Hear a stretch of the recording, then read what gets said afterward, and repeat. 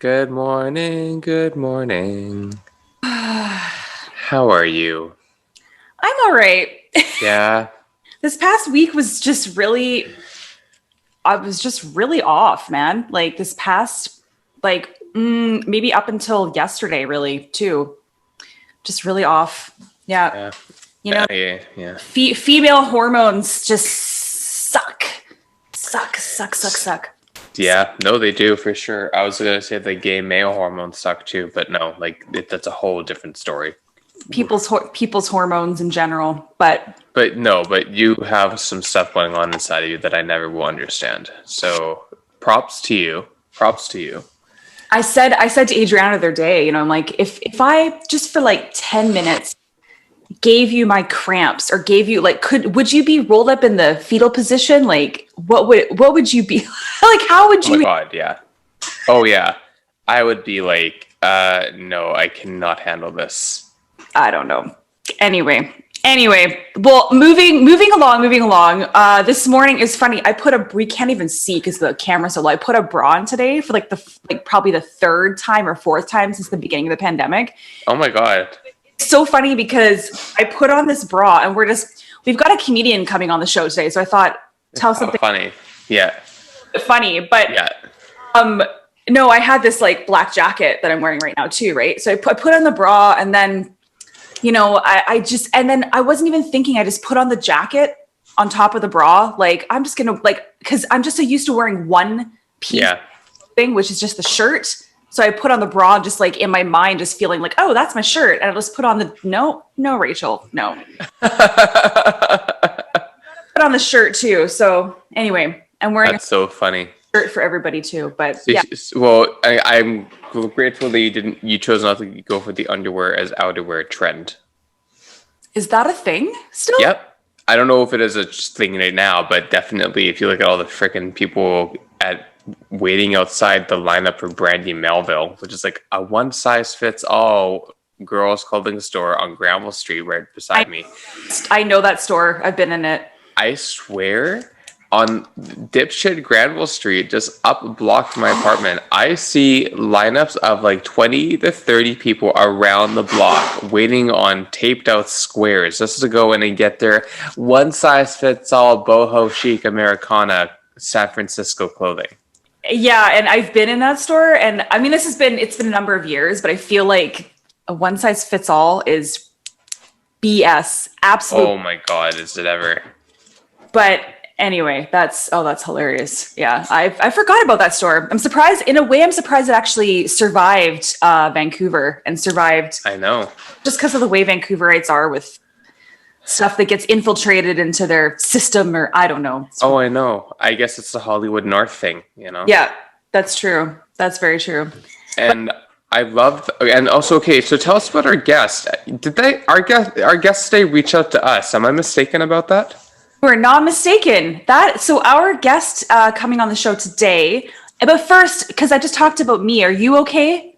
We just do a little check-in. Are you doing all right? We'll definitely introduce our guest in a sec. Or is that a can of worms I just opened? It's a lot of worms. Okay. But I don't got worms, so we're good. Okay, good. Yeah. So we'll leave it at that. Yeah, let's leave it at that. Okay, we'll have to, and then I think even on Instagram we said, Leo's joining us early. Look at this early bird. Super Yeah, what's going on, kids? Oh my God, I guess that is the right term, isn't I it? can't believe you let me in here. Oh Say my what? God, we would totally let you into the bird cage. Is that the right? I don't know, but of course we would let you into our homes. The bird cage. I wasn't sure. Kids, I was a kid's bedroom, kids home. Leo, obviously we don't have children, so we have No. no reference for anyway. No, there's no need for children. We don't need more children. There's enough Definitely people on not. the planet. Definitely not. Childlike is one thing. Being a child person is completely different. Yeah. I've been actually watching Scooby Doo, the new series. I don't know Amazing. why. You? Huh. There's on Netflix, there's the new adventures of Scooby Doo. Yeah. And I can't get enough of it. It's everything I didn't know I needed in my morning. I love it. I love it. Saturday cartoons brought back to you. Yeah, yeah. I love Well, it. Leo, we were just what we like to say, we're just kvetching this morning and just bitching about some stuff in our lives, and then we're recording right away, but we didn't even get a chance to introduce you. We were going to introduce you, and then you popped on, which is actually perfect, because normally what we do is we'll introduce the person and then they'll come on and we'll say, well, do you want to fill any holes that we forgot? And it's, well, how do they know what you said? Because we introduced them before. Anyway, this is better. This is better. I like this. I like this. Yeah, I like your setup. The background, it looks great. Thank you so much. Yeah. Yeah, I wasn't talking to you. I was talking to her. But yeah, good. Awesome. Naturally. Yeah. I love Naturally. it. No, actually, and welcome to Canada, Leo, because hold on, because I didn't know you were going to let me in. I thought I was going to be in a waiting room. And so I had Is this the most auspicious start you guys have had to the podcast? There we go. All right. Love whatever this is. I don't know what it is, but I love it already. I'm excited. All right. I have to have my morning. It's not tea. It's lemon water. You can see the steam coming off of there. Love it. Cayenne pepper and apple cider vinegar. Sometimes honey, and that's it. I love it. That not in any way that you're doing it. That reminds me of way back when that trend of what was that super cleanse? What was it called that people did with like the 7 ingredients? Oh, the lemon, like the master cleanse. Yeah. Yeah, that was a thing. That was crazy. Like everybody was doing it, just like pooping their brains out. Diets don't work, people. Just eat healthy for your body. Yeah. Oh my God. No, that is a very old, ancient, like a really good elixir that you have, Leo, this morning. Yeah, it is. Sometimes what I would put in it, I put turmeric. Turmeric is anti-inflammatory, right? Yeah. So that's like the next level. Like you put some turmeric. But see, that's a new thing too. That's very trendy. You're very trendy with your turmeric. Your turmeric latte. You one of those? Yeah, right. Exactly. Your turmeric coffee. I know. And technically, it's not turmeric. It's turmeric because they're like, it doesn't have tumors. Damn it! It doesn't have tumors. We're not trying to give you tumors.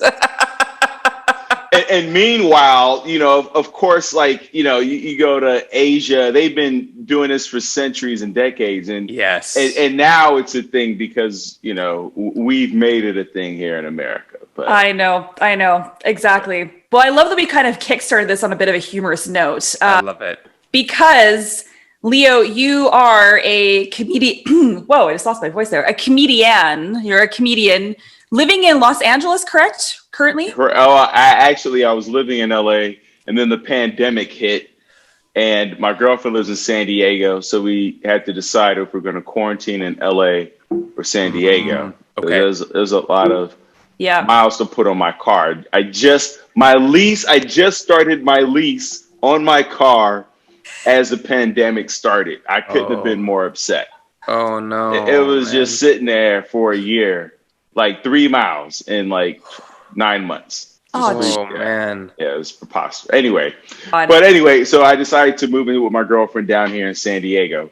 And so that's where I'm at now. You're still together. Congratulations. I tell you what. Yeah. We immediately I got myself individual therapist.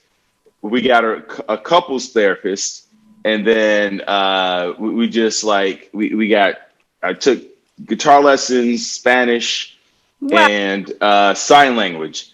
Wow. So immediately I was just like, how can I distract myself from this relationship? You know what I mean? Like, that's the key. Have something other to do besides, yell and scream at each other. And then, no kidding. It's very true. Be good. Yeah. Individual lifestyles are so key, no matter how close you are with the person you love. Yeah. You gotta move. I remember one of my Uber drivers was, he's been married for like 40, 50 years. And he said the key is to get out the house. Yeah. You got to travel. He goes, if you sit in that, if you're in one, and I know with the quarantine has been tough for so many people, but even just walking, take a few laps around the block. Yeah. Like Netflix cannot be the solution for everything. No, not at all. And in where you're living in San Diego, what's it like when you're in your vicinity? Is it more neighborhood like you can walk around, there's more nature, or at least like grass? Oh yeah, right. Yeah, no, you know, I'm very fortunate, you know, because I grew up in Chicago on the north side and 1 block from the lake. So I've always been around nature. And then here, right across the street is a massive park. And then there's like another playground. Like it's green. Yeah, I'm very fortunate. Hiking is 10 minutes away. Yeah, it's fantastic. very fortunate. Yeah. Sounds like he's in our neck of the woods, Rachel. I know, and I've always wanted to go to San Diego. Actually, so a couple things. First of all, because you mentioned therapy, and I know you have your master's in psychology. Correct. So. Yeah, it's so fascinating to me because they say, you know, comedians tend to find comedy because of maybe some not challenges, but like, you know, there's a lot of comedians that are out there that talk about mental health already on the stage. Oh yeah, right. Or they come to being a comedian because they have such low self-esteem and they like that's their outlet, right? Yep. It's really interesting to me that you did the psychology part. And then I really want to know a lot about that. Mm-hmm. But it's also going to say, because Hero mentioned, so Hero's in Vancouver. So I don't know if you've ever been to British. I have been. I hiked Grouse Mountain up there in Vancouver. Nice. And did some shows. Amazing. We're going to head back up to Vancouver if everything goes well towards the end of this year. Nice. Why did I say that?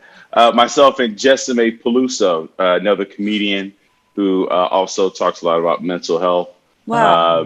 I absolutely love Vancouver. It's such a like active, vibrant, clean. It felt like I was there 10 years ago. It felt like somebody just took the plastic off of it. Right. It was like the train station was, I've been in Chicago, New York, where there's graffiti everywhere, and the trains are quiet. Oh, yeah. Oh, that's the part I really love. It's true. Our trains are quiet. Yeah. No, it's true. Vancouver. Definitely. Well, if you come to Vancouver and you want any support or anyone to show you around or whatever, let me know because I'm right downtown, literally right downtown by all the theaters as well. Excellent, man. Yeah, I'll definitely take you up on that. And I apologize for what I said about your background.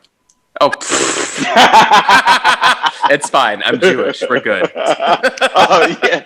Yeah, my girlfriend's Ashkenazi Jewish. So, really? Yeah. Oh my God, Meshugan, honorable. Great. Yeah, I guess it's, but she knows nothing. Like we don't either. We're bad Jews. We're bad Jews. We're horrible Jews. We're horrid Jews. She bought a menorah for Christmas and didn't know how to light it. Like she didn't know there's a ceremony. Process. I just thought you lit all the candles at once, and there's like some. Nah. Well, you know what? Though? Me and Rachel were watching some clips of yours as well. Of course, we like to do a little research on the people we have on the show. And you actually were a substitute teacher in a Jewish school at least one day, right? Yeah. And you know what? I learned so much about how to think from, the Jewish kids love me for whatever reason. Like, they were always requesting me. And my first day, I was like, this isn't going to work out. And, just all up in my head. And it turned out to be a great thing. But I remember one day in class, it was an 8th grade class. And I was teaching, I gave them their math assignment because I'm horrible in math. So I didn't teach them math. It is like, here's your assignment. And there was this girl who didn't know one of the questions, like question 13 or whatever. And this girl next to her was like, you don't know the answer to that? What's wrong with you? You're so stupid. And I was going to jump in, but there was some instinct, you develop instincts over a while, said, don't say anything, just sit back and see how this plays out. And the girl was like, yeah, but so just show me how to do it. And the girl was like, but you're so dumb. Like, you should know how to do this. She was like, yeah, but just show me how to do it.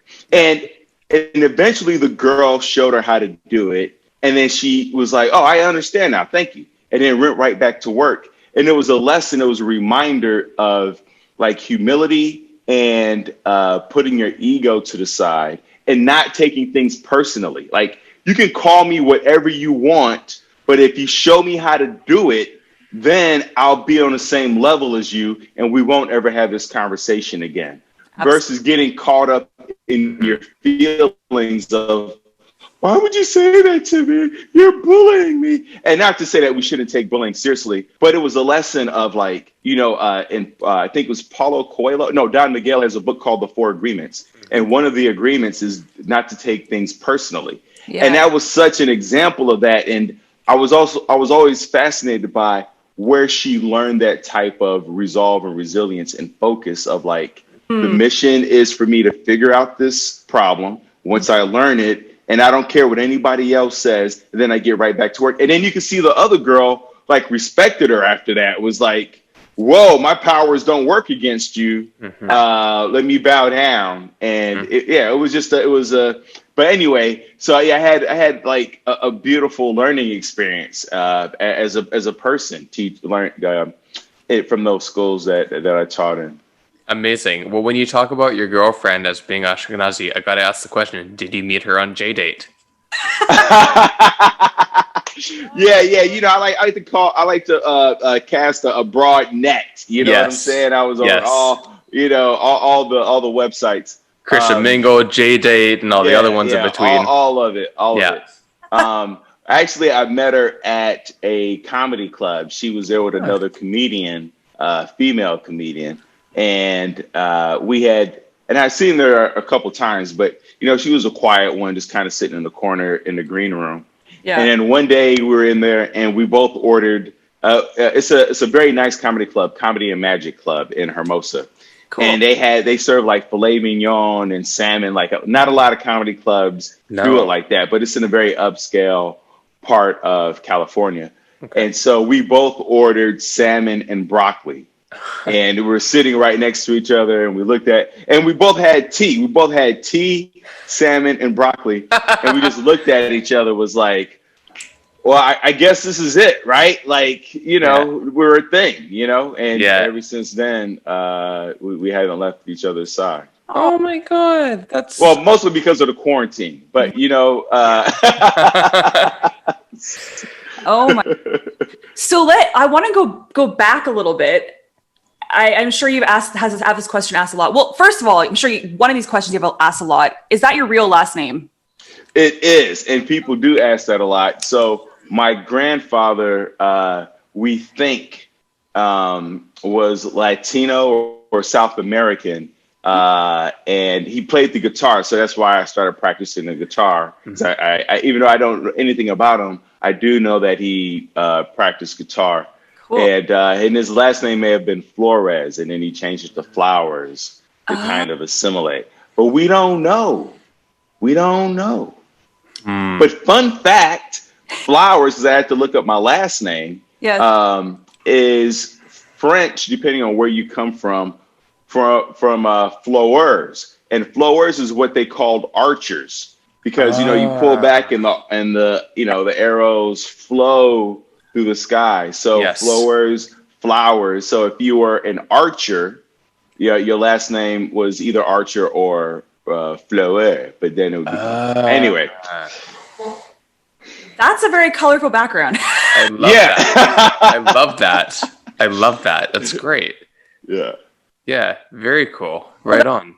I guess, and then my second question is back to the, psychology. Yeah. What made you were you always, let's backtrack into Leo's maybe childhood, or if you don't mind going back that far, like I said, I'm in therapy, so I'm always going back that far. I mean, and I think it's more just so that our listeners, watchers can get to know you a bit better, and to why comedy. Were you always in entertainment? Because I know you act as well, correct? Yes. So to me, I think from the outside, it can look like so many different things, right? I have a master's in counseling psychology. I played college football, Division 1A, was a defensive tackle. I'm doing stand-up comedy now. I have a podcast on suicide prevention. I was a substitute teacher. It all looks like so many different hats. Yeah. At the end of the day, for me, I think that when people tap into the theme of their life and their purpose, then it allows you to navigate so many different areas, as opposed to identifying yourself as being one thing of like, I'm just a carpenter, or I'm just a teacher, or I'm just a mother, or whatever that is. When you understand the theme and what drives you, then you can exist in almost any arena. And so for me, I realized early on that at my core, I am a consultant, a mediator, like a conduit between people and entities, and I'm a connector of ideas. Mm-hmm. So for me, stand up allows me to do that. My podcast allows me to do that. Yeah. Counseling and psychology allows me to do that. So even football, you're connecting because you're part of a team. You're in the middle of something, and it's about you doing your part. And there's a nonverbal communication that's taking place, and it's about trust. And you have to trust that the other guys on the team are going to do what they're going to do. So when you understand like what your life is about, then you can be fluid in life versus being rigid in life. That's why, like, when the stock market crashed in 2008, a lot of people, ended their lives. When people go through a breakup, they end their life. And, there's so many things that destroy people because they were so identified with this one thing. But all the research shows that being a generalist and having range is what is most effective in helping you be flexible. Right now, I'm listening to a master class. I forget the name of the astronaut, but he's talking about how to be an astronaut, right? And I'm listening to it not because I want to be an astronaut, but because I'm just listening for nuggets of things that I can then incorporate into my own personal life. Yeah. And one of the things he talked about is to be an astronaut, because it's just you and like 3 or 4 other people up there in the space station. You have to be a generalist. You have to learn everything. You have to learn geology, geography. You have to become a mechanic. You have to become a medic, like all these different things. And a lot of us get so hyper focused on one thing that then when we're taking out of that environment or context, we can't survive. Yes. Right. So I approach life like that. Like, I haven't mastered, I wouldn't say I've mastered anything, but I have come to recognize what my main focus is, and I just honed in on that. I love that. And something that just came up for me when you were talking about that is, well, what do you think we don't have kids, but what do you think we tell children? What do you want to be when you grow up? What are you going to be when you grow up? And it's like drilled into you at such a young age. And so, most of us spend a lot of our lives just thinking that we have to find that path, the one thing that we have to be good, And it's exhausting. Like, I feel like, now I'm in my late 30s. I feel like I only just realized what you just said about it's okay to just be, sort of okay at like multiple different things and kind of hone in on that one big picture. And I feel like that's something that I've only just learned now. So, I mean, I don't know. It's like, how do we teach? We gotta do something different, I think, with kids as well when it comes to that age. Well, there's a time and place for mastery. And there's a time and place for generality, right? So even using the example of the astronauts, they're only there at that level because they've mastered a certain thing. They only bring in the best biochemist and the best mechanic or whatever the different parts is. And then once you've achieved the level of mastery, then it's about becoming more general. Some people are always general, and some people are hyper focused. It's about knowing. It's about timing it. Of like, is this a time where I can master something and drill down, or is this a time where I need to learn 10 different things and expand because I've been so hyper focused, or have I been so scattered that I need to drill down. And that can wax and wane also. So I'm not trying to prescribe a one size fits all here. I'm just saying, if you feel like you're not growing, it may be a time to go in either direction, either go deeper or go broader. But there's always a time for both. I think that's so true, though, when you talk about going deeper, going broader, is that it gives you the permission to know that there's more than one option. There's more than one path. And especially in a time like now where we are required to be resilient and to be adaptable.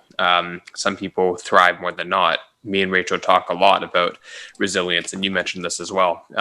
Me and Rachel are both child Holocaust survivors from both sets of our grandparents. So having those connections of resilience and drive and perseverance, Rachel, you tend to kind of chuckle a little bit that we were ready. We were ready for something like this to happen because it's so innate within us. Just like the student you talked about in the math class who was resilient and just saying, okay, this is what you're talking about. Okay, cool. Well, then show me, instead of taking that defensiveness to saying, okay, sure, just tell me, I'll figure it out. There's this kind of innateness we have to just rebound and we'll figure it out. And even if we don't know how, we do. And we cope as we need to cope.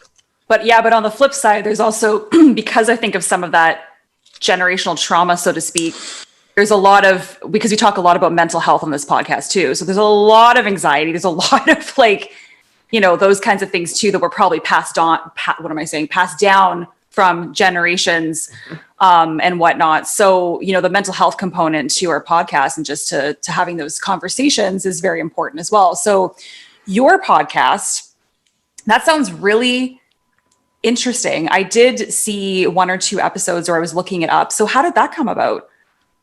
I've always struggled with suicidal ideation myself. When I was 9 years old, I told my mom when I turned 40, I was going to end my life. Oh. And looking back, I didn't know why. It was just something I said, and it wasn't out of anger. It was very matter of fact. And I've talked to other people who've had children say the same thing, that when they turn a certain age, they're going to end their life. And they, in fact, do at that age. And, wow. I'm 45 now.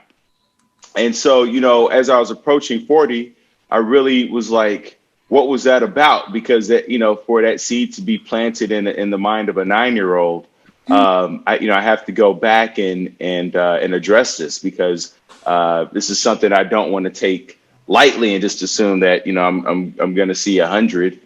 And I realized that I had a strong sense of feeling like a burden to my parents, to my mom specifically, because my dad wasn't around. And there was also that component of my dad not being around and, feeling neglected and wanting that presence there. So it was a number of things that had taken place in my childhood that led me to have those types of feelings and thoughts. And so for people out there listening who are struggling with these thoughts and these ideations, one of the places I found solace in is in reading biographies. I just read Coco Chanel's biography, and she as a kid had always thought about ending her life. Winston Churchill struggled with depression. Abraham Lincoln was suicidal. His friends actually had to lock him up to protect him from himself and take his guns away.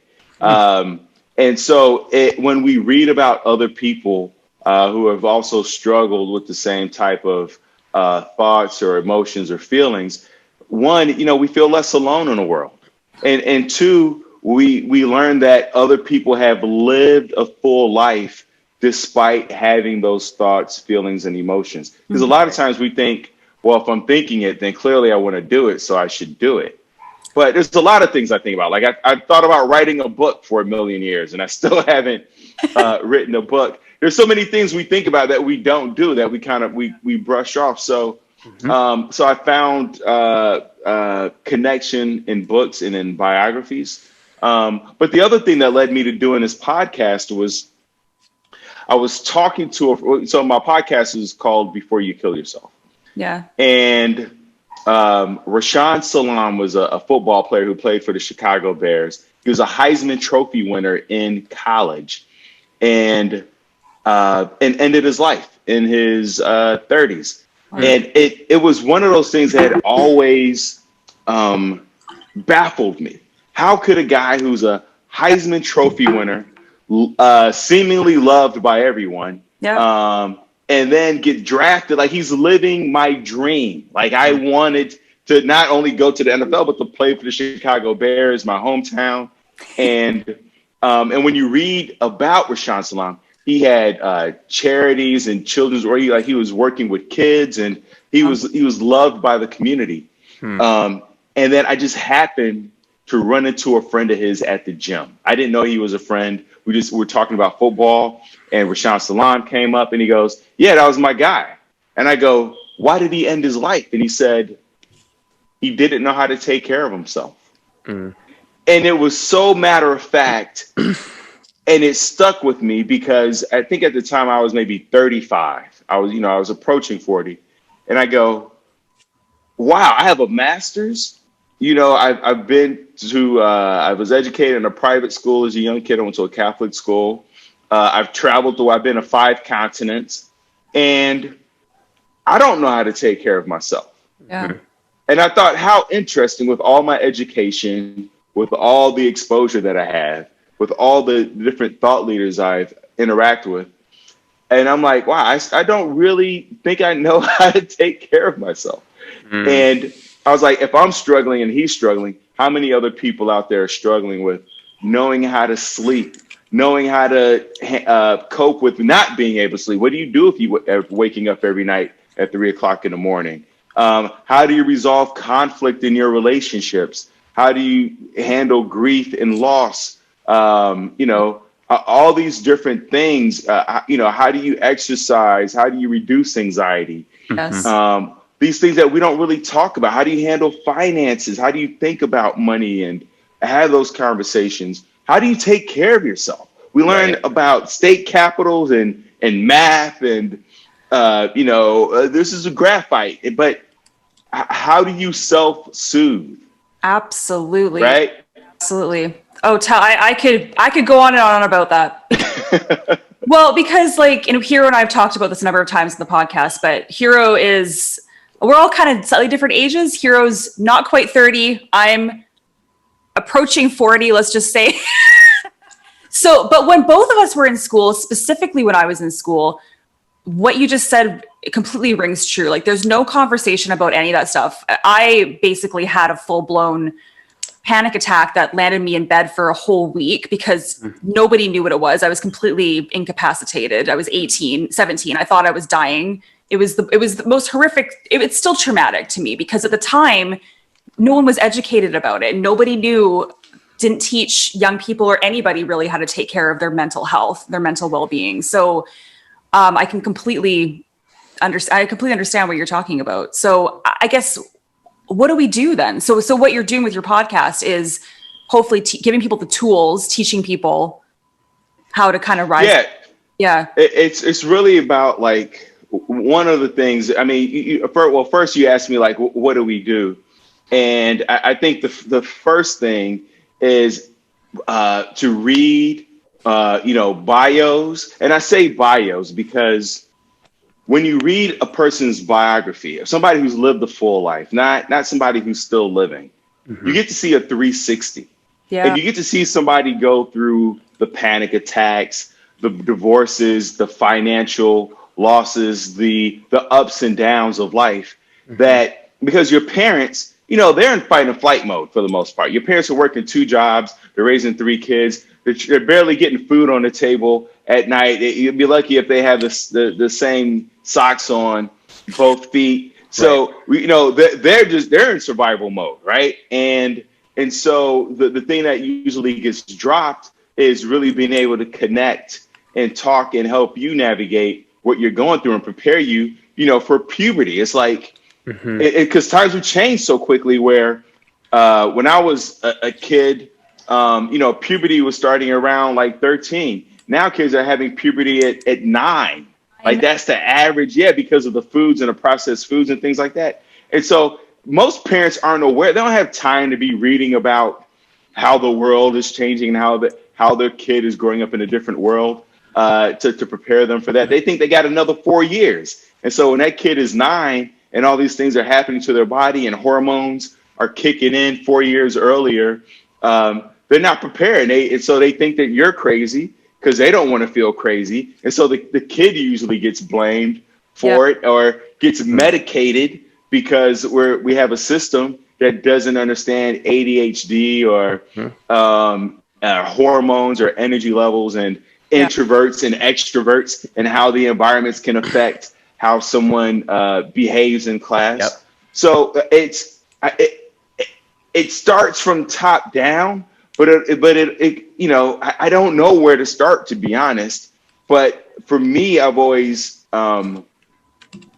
the best education has always been self-education, of like being like, here's a problem, here's a thing, I don't understand it, and you know, YouTube videos, books, podcasts, is just, you know, trying to figure it out until you figure it out, and keep asking questions. I think if there's any place I would start, lean into curiosity, and we don't need to have the answer.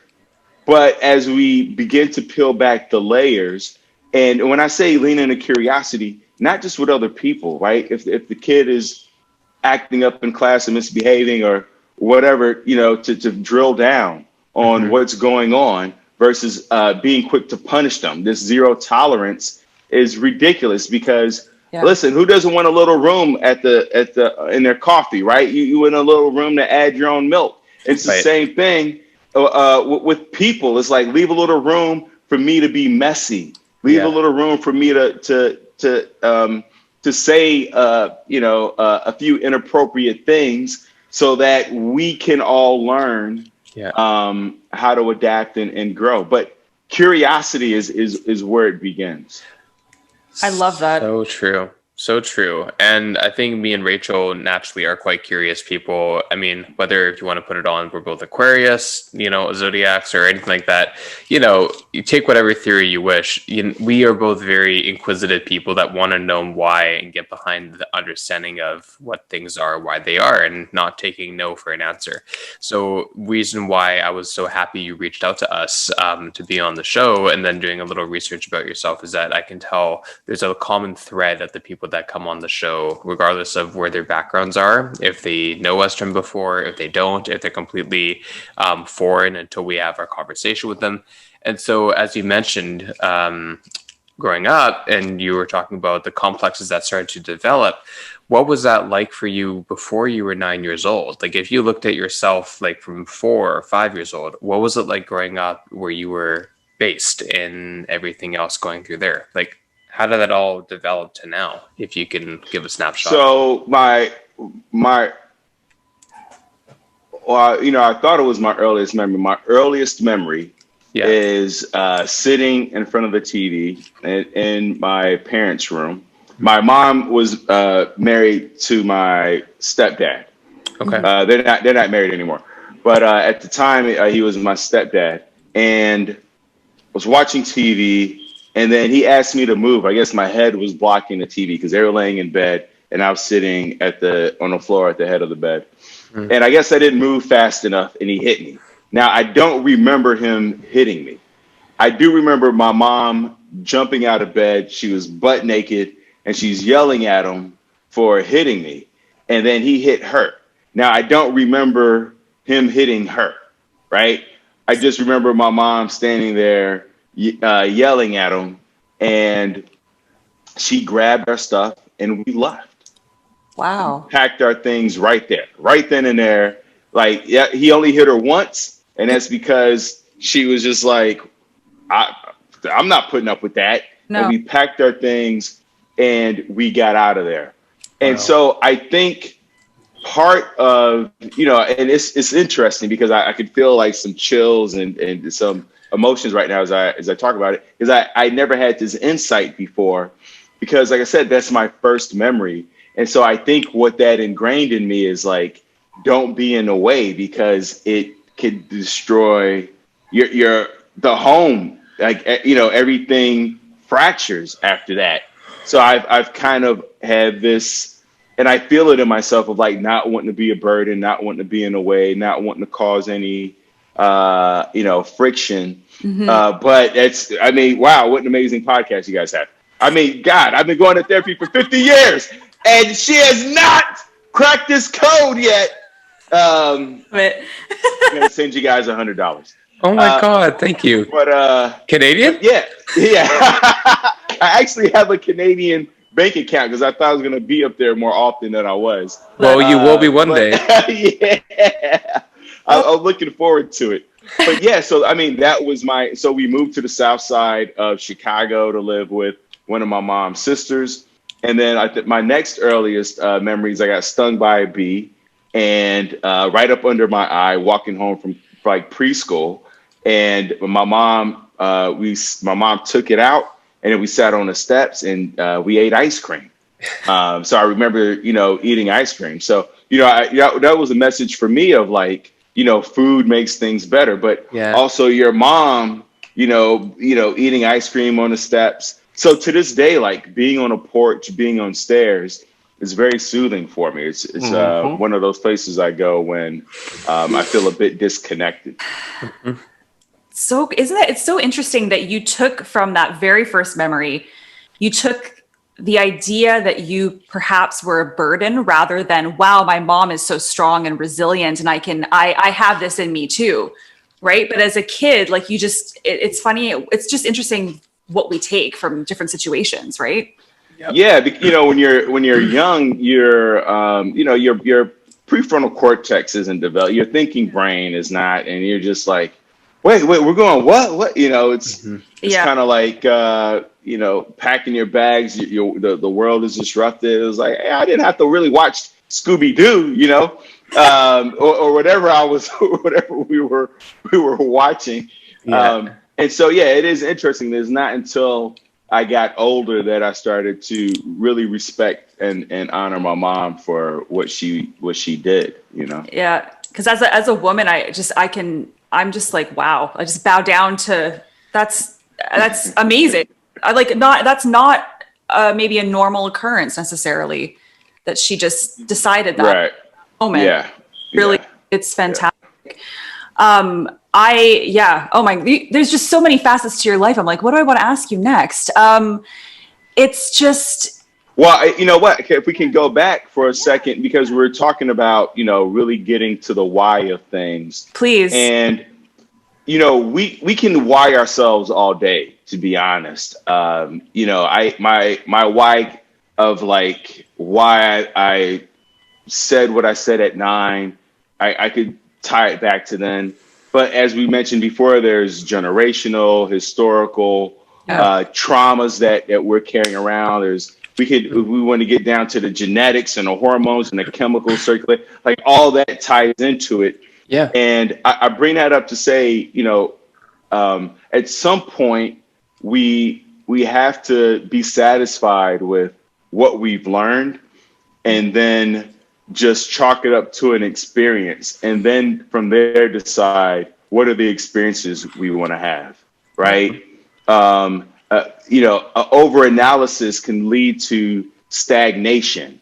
And if we get too caught up in trying to search for the meaning of things, then we miss out on all the experiences and wonders of life. That's one of the things I did love about school and the educational system is that you were, depending on the school you went to, you're exposed to a lot of things with those field trips. The papers that they asked you to write, the different classes you took, things that you typically otherwise probably would not have been interested in. No. But you showed up, you studied it, you read it, and you did the work. And I think as adults, we kind of try to get into this, like, who am I?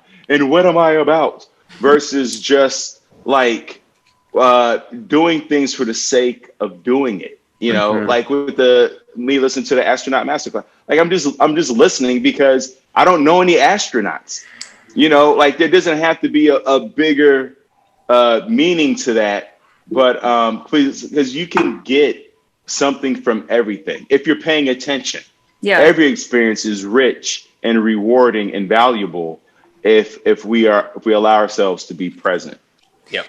And that's the problem where someone like myself with chronic anxiety, you get so caught up in your head that for, I'd say 90 something percent of the time, I mean, that's a pretty high percentage. It's like, I'm not even really in the present moment or in reality. I'm always in my head, concerned about the next thing, concerned about, predominantly I have health anxiety. So like, oh my God, what is this? What is this? I think the worst case scenario, and I can't, and you're right. Like when instead of focusing or honing on one thing, can we just surrender? And to me, that word, I know surrender might sound like a scary word, but to me, that word is very calming to me, because I feel like, can we just surrender to the moment? Can we just, be with the moment? So I don't know. Certain words definitely are healthy triggers for me, perhaps. Yeah. No, I love that, because, a lot of people, right now I've been waking up at 3:00 in the morning, and that was giving me anxiety at first, because I was like, why is this happening? Am I going through a depressive spell? Am I anxious? What is the universe trying to tell me? Right. And I was, analyzing. And then I go, okay, I'm waking up at 3:00 in the morning. I'm going to surrender to that. That's just where my world is right now. I'm going to accept that. So what is the experience that I want to have when that happens versus what does this mean, and trying to backtrack. And so, when we look at waking up at 3:00 in the morning, one of my strategies is I step outside for a minute. I let that cold air hit me.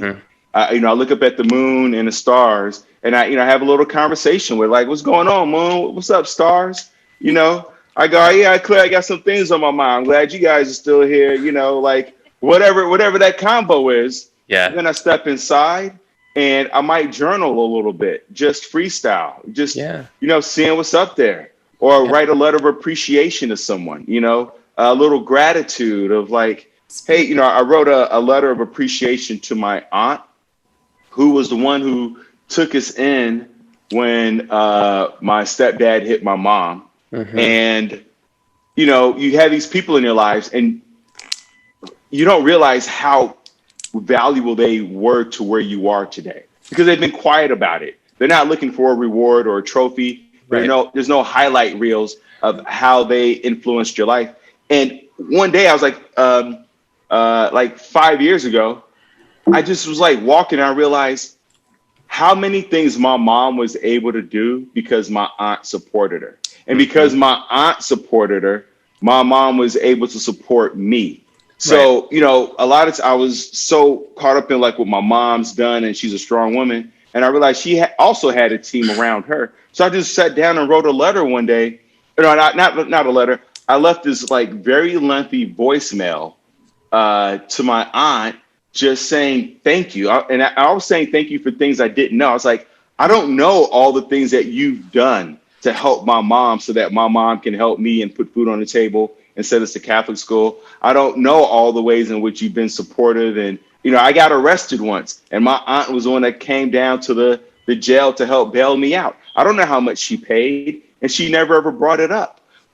And I was like, I just want to say thank you. And I want to be specific, but I don't know all the ways in which to thank you. But I do know that where I'm at today is partly because of the things that you have done in my life behind the scenes. And then my mom called me like a few days later saying my aunt was just bawling her eyes out. Yeah. And it turned out that she had like stage 4 cancer and didn't tell anybody. Whoa. And so it was like a very emotional, like, I'm so glad that was in my heart to say that, and that I did share that. And it was just, I think I would have like beat myself up had I not expressed that love and appreciation before she passed away. Wow. So, for the loss. That 3 a.m. is a time to ask yourself, how do you want to experience this? Yeah. Right? Versus why is this happening to me? Yes. Well, and there's a couple really big insights that you gave there. In terms of, and me and Rachel are both yoga teachers. I'm primarily, between the two of us currently, that's my bread and my butter, so to speak, even though COVID's really put a damper on that, like a whole damper on it. But point being, in terms of theory and Ayurveda, which is the sister sons to yoga, and the constitutions that are about that, like what your genetic makeup is, eating and stuff, Vata, which is the element of air, the period of time of the day that Vata is very prominent, if I'm not mistaken, I believe it's between 4 and 6 a.m. or 3 and 5 a.m. So it's interesting that you're waking up, for whatever reasons they may be, at this time where the world is in an airy state. The world is that it's the whole world is universally asleep. And so waking up and being conscious and aware in a state where everything is still is kind of neat in a way, not only to reflect upon, which is what you were expressing that you did, but also embracing. I look at surrender, but I look at embracing. Yeah. And embracing the fact of, okay, this is happening. Like the girl in the math class, there's a thread that we've been talking about this whole time. How am I going to embrace and make use of this moment, finding meaning within a moment where most might be in agony, frustration, or distraction?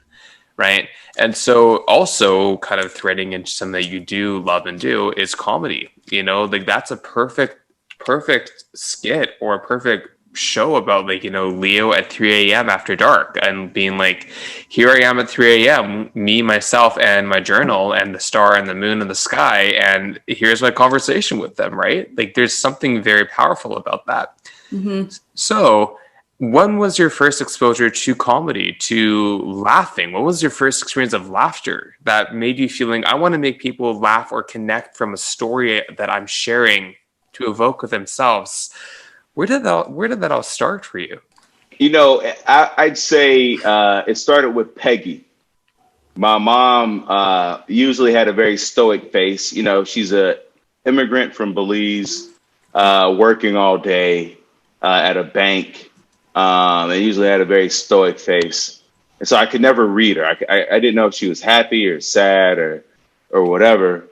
But my childhood memory is anytime she talked to Peggy on the phone, nonstop laughter. And I knew that when my mom talked to Peggy, I could ask my mom for anything I wanted in the world, and she would give it to me because she was in such a great mood. And my mom would just be like, Peggy, no, Peggy, stop it. Like just hours of, and my mom never said a word. It was just Peggy just going on and on and on about whatever her day was, ranting and raving. And my mom just reacted, no, Peggy, stop, no, child. Like, and so there was a part of me that admired Peggy for being able to light my mom's face up like that. And then, but when I got to college, and then in high school, so, things build on themselves, right? So there's that seed planted. And then when I got to high school, I was able to get free passes to the comedy clubs. And I never wanted to be a comedian, but I just loved to laugh and love comedy. And I thought it was cool. And so I would always tell them it was my birthday the next month. So I would get free passes, and me and my other high school buddies would go whenever we had the chance. But then it was in college that it was a talent show, and there was a guy who was doing stand-up. And I just remember watching him like, how do you do that? Mm-hmm. I was just curiosity, right? Leaning into curiosity of like, that's fascinating that you can get on stage with a microphone with the intention of making people laugh. Yeah. And people are laughing. And so, soon after, then the Chris Rock special, Bring the Pain, released. And that to me was like, okay, now I want to try this. And not to say that I was thinking I could be Chris Rock, but he was the first comedian I saw that was not only funny, but he was saying something. Yeah. He had a perspective, he had a voice, he had a philosophy, and it stuck with you. All the comedy shows I had seen up to that point were funny, and then I forgot who they were and what they talked about. Right. He was the first one where afterwards I was like, wow. We talked about relationships, and he talked about Black people, and he was talking about politics, and it was things that made you continue the conversation afterwards. And so that's always been important to me in my comedy, and that, I've had people come up to me because they've been to different shows, and they'll say, "You saved my relationship," or they'll say, "I had one girl say you made me stay too long in a relationship." It's you're gonna get the pendulum is gonna swing both ways, where people are like idolizing you or lying or demonizing you, and so. But it's been fascinating to see that impact on people and to see how people are making decisions based off what you're saying on stage. And I just want I want what I do to continue the conversation that you have in the car and at home and and in the future. I love that. And so how have you found your experience? Because you said you moved from Chicago to LA? Was that Chicago, and then I got a football scholarship. I received a football scholarship to play at Ball State. I was a defensive tackle, and I was injured my fourth year. I woke up paralyzed. So I have 6 bulging discs in my neck. And I've been paralyzed twice. Once was in college, and then once when I was like 33, 32, somewhere around there. Oh my God. And then the great doctors at Cedars-Sinai, Dr. Gabriel Hunt. You don't forget the name of the guy who saved your life, literally. He repaired it. Shout out. He's a brother out there at Cedars-Sinai doing the damn thing. And here's the thing is, if there's anything I want people to take away, we talk about leaning into curiosity and finding purpose, is share your story.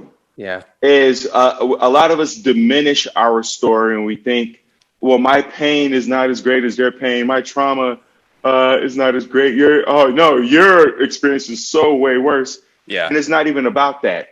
Diversity comes from people having different experiences, whether you're a Holocaust survivor or whether you survived the hood. Yeah. Right? Whether you went to a public school or a private school, whether you're vegan or a carnivore, whether you're a farmer or city dweller, like it's about us sharing our stories, because together, then we can move forward. Individually, it could take a little longer, right? Yeah. That's why you have different people on a space station, and that's why companies, they buy other companies. They diversify, even financially. Think about diversify your portfolio. So we have to diversify our network, diversify our thinking, diversify what we're consuming. Diversity is not just something that companies should do, but something that we can do at an individual level. But it was sharing. I was at Gold's Gym working out, and I felt a pop in my neck in my 30s. And I remembered it, the same feeling that I had the first time I woke up paralyzed in college. And so I was like, oh God, I'm going to wake up paralyzed tomorrow. And sure enough, I woke up paralyzed the next morning. And sorry, but like from the neck down, like what do you mean? Neck down, just frozen. All right. And this isn't some people have experienced where like they wake up before their brain wakes up. So you're kind of laying there and you feel like people are moving around the room. This is not that, because I've had that too. Yeah. So I woke up paralyzed, and then when you're paralyzed, you lose track of time. So I don't know how long I was laying there, but eventually I was able to regain my mobility. And so I go to the doctor in my 30s, and he goes, oh yeah, you got 6 bulging discs now. Because in college, I only had 3 bulging discs. I say only. I had 3 bulging discs. Yeah. And then in my 30s, it had bumped up to 6. And you only have 7 in your neck, right? Yes, you only have 7. Yep. So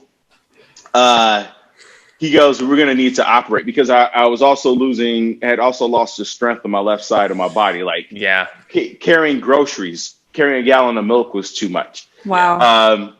But, trying to find a doctor that you trust. I didn't have insurance at the time. That was the challenge. So I go to one doctor, and he goes, yeah, we're going to do surgery. It's going to take about, you're going to be in bed for about 3 months. I go to another doctor. He's like, yeah, you'll be in bed for 3 months. All these doctors are telling me I'm going to be in bed for months. And I go, Leo Flowers doesn't lay in bed for months. I don't do that. And I was like, I don't know anything about doctoring or surgerying. Yeah. But I do know I'm not laying in bed for 3 months. So I need to find somebody who can get me up and out of there. Yep. So I'm talking about this on stage. in comedy. It's part of my set. And after a show, there's this couple that happened to be in town from like Norway or Sweden, and they go, "We heard your story. We are neurosurgeons in wherever they're from," and they go, "The best surgeon is here in Los Angeles. You must go see him, Dr. Gabriel Hunt." Whoa. And when people from another country refer you to a brother in Los Angeles, that's the person you go see. Yeah. And so I go in to see him, and he goes, "Yeah, what have you walking out of surgery?" And I'm like, I went to 3 different doctors before you, and they're all like, "No, you're going to be in bed." He's like, "Yeah, but we're not going to do what they're going to do. We're going to go into the front of your neck, in and out." Whoa. And it was so funny because during the consultation, he was in a suit. He was very professional. And then on the day of the surgery, I go in, he's in a Nike tracksuit with a gold chain, and he's like playing like Run DMC. And oh my God. He's like completely like, just hip hopped out. And I was like, clearly this must be an easy surgery for you because you look very relaxed. And I was so terrified. I actually started crying. And I was like, I don't know if I can do this. This is scary because, no matter how great he is, you're still going in and you're fusing my neck and things can go wrong. Yeah. And I remember he goes like, "If you don't want to do this, we don't have to do this, And then his assistant was this beautiful, like Kim Kardashian's gorgeous. She was like 10x Kim Kardashian. And then she came up to like have him sign something. And she was so gorgeous. I was like, "Yeah, I'm ready. Yeah, take me in. I got this. Yeah." Like, I was like, I don't know who that is, but I was like, I can't ever see me crying, Oh. And so, yeah, I literally, like an hour, 2 hours later, I come to some like, 6'3" Nigerian woman, just like, "Boy, get up, boy, like we go for a walk now." Yeah. And I was up and walking. So, Whoa. But my point is like, a lot of us are holding on to our story and we're ashamed of our story. But if I hadn't shared my story, then I would not have found out about Dr. Gabriel Hunt. I would not be sitting here, able to move my neck the way I am and able to get back in the gym.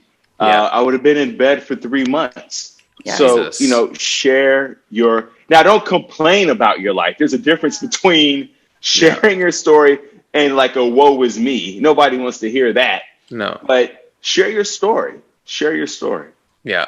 Love that. Yeah, there's a difference between being a quote unquote victim. Mm-hmm. Right. And yeah, no, absolutely. Sorry, Hero, you were going to say something. I don't think I was, but I definitely can. but I mean, it's very, very rewarding to know that when you do speak up and you speak from a place of experience, from a place of your own acquired wisdom and knowledge, that is something that is irreplaceable to somebody that might be able to provide you some insights from their own lives, even if it's a resource to a doctor that can provide a surgery, or if it's to a muffin at Whole Foods that you never knew even existed, and you're like, I can't wait to get this fucking muffin.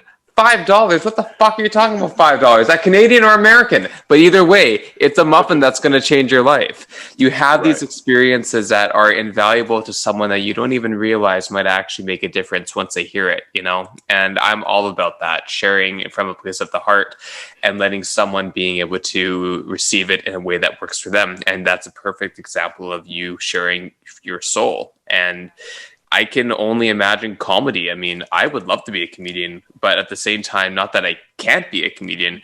My humor is much more translated in this format, in kind of that candidacy. I can only imagine being in front of an audience. And yeah, teaching a yoga class is one thing, but making an audience connect to a story through your own lens and creating laughter.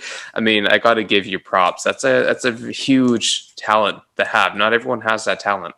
No, that scares the shit out of me, but I guess that's a way to help your constipation. Not that you're constipated. I know.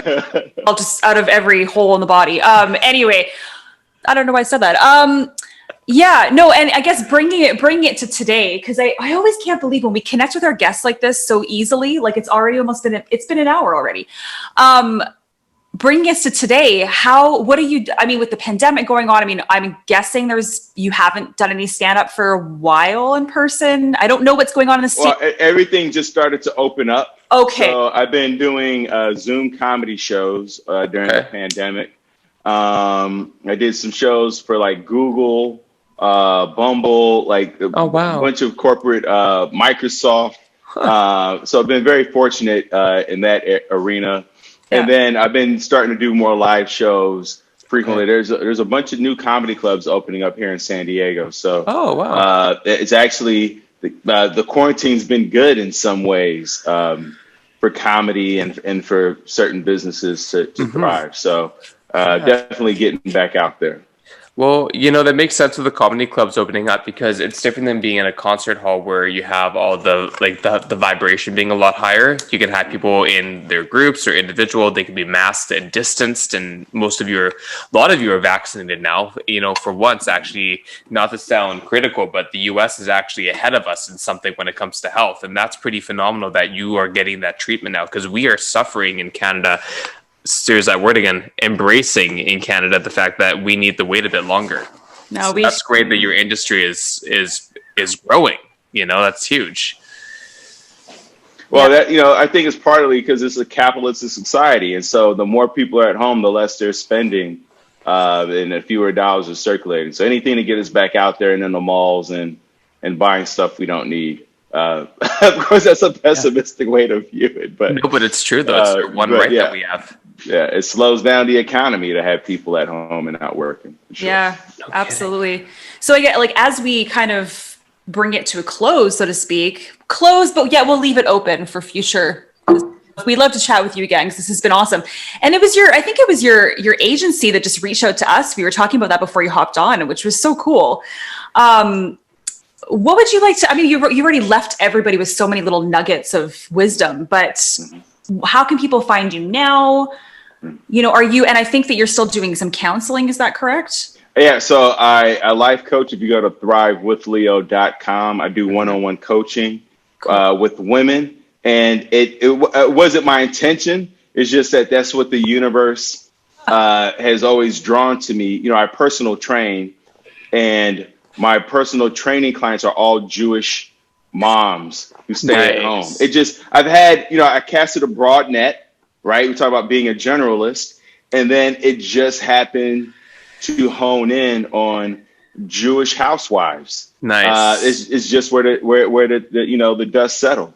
And so even in life coaching, I've worked with, I used to work in a group home. I used to counsel inmates and married couples. And everything is just whittled down and honed into corporate women, type A personalities. They're like kicking butt at work. They are thriving or getting promoted, but they're struggling with finding meaning and connection and purpose at home. They still feel lonely. There's a sense of a lack of fulfillment. Yes. And so that's been my target demographic. I should reach out to you. That's so funny. Oh my God. I love that. So one of the things that we would love to, we always ask our guests, because it's a fun little, and we're at the Getting Juicy podcast, is if you were a favorite kind of juice, what kind of juice would you be and why? A favorite kind of juice? Yes. Oh, wow. That's a great question. Oh, wow. No pressure. Actually, so the first thing that popped in my brain was orange juice with the pulp. So I'm going to go with the first one. Yeah, and I don't know where this is going, but orange with the pulp. I guess vitamin C. There's a lot of vitamin C in there, so it is good for you. Two, with the pulp, because texture.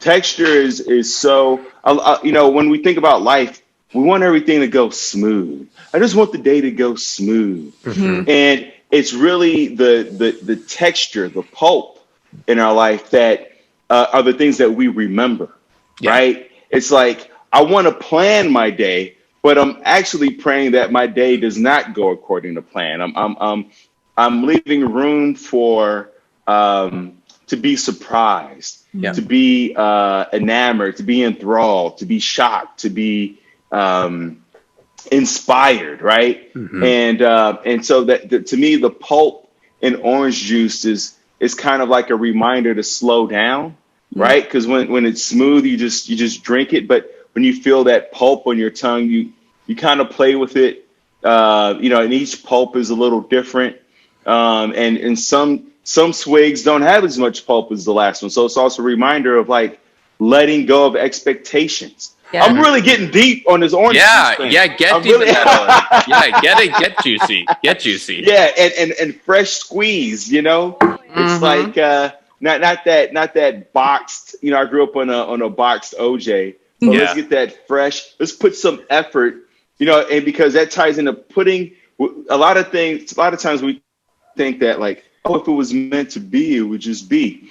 But if you want some amazing orange juice, it requires you getting a knife, cutting it in half. But first, before you even get to the orange, you got to sharpen your knife. You got to sharpen the knife. Yeah. Let's not forget about that. You got to know how to hold the knife. You got to have a cutting board. You got to make sure you're prepared. You got to make sure that the knife is sharpened. You got to know how to cut the orange. And then you have to have a thing that makes sure you get all the juices. Yes. And you're completely engaged with it. Toss that out. And you don't even toss out the lemon peels. You can keep that. That's something that you think you could throw in the trash. But that actually is something you could put into your compost. Right. Yeah. So nothing is wasted. These experiences in your life, these things that you call traumas, these memories that you're trying to delete, is not to go to waste. That's compost. That's fertilizer for your future, for your growth, for your story. So let's get pulpy with it. You know what I'm saying? Cold press that shit. Cold press it all the way to smithereens. Cold press doesn't have pulp. That's true, actually, it doesn't. So cold press at the pulp. Oh God, I love that. One of my favorite answers, Hero. Don't you think? I think it's pretty amazing. That's some pulp fiction right there. Yo, let's go. It's all about the volley. Serve, match, and serve. There it is. Leo and Hero show coming to Vancouver. Yeah. I can riff off of people for sure. On my own, I'm not quite sure, but maybe you can teach me some tricks, Leo, next time you're in Vancouver. Oh yeah, absolutely. I'm taking a yoga class too. I like to take yoga classes. In different places. It's always good material. Well, I'll send you my information over Instagram, and you can check me out. Absolutely. Oh, so wonderful to have you. We would love to have you back if you'd be interested, and also keep us up to date. As I said, you and me will connect as well, and Rachel will connect with you and get everything in the show notes and publish the episode within the next week or so at the very latest. And then we can have you share it with the ether and have everybody see the brilliance that you are. Hero, Rachel, thank you guys so much. This was amazing. Thank you. Amazing, Leo. Have a great day. We'll talk to you very soon. All right, you too. Bye. Okay, bye. Bye.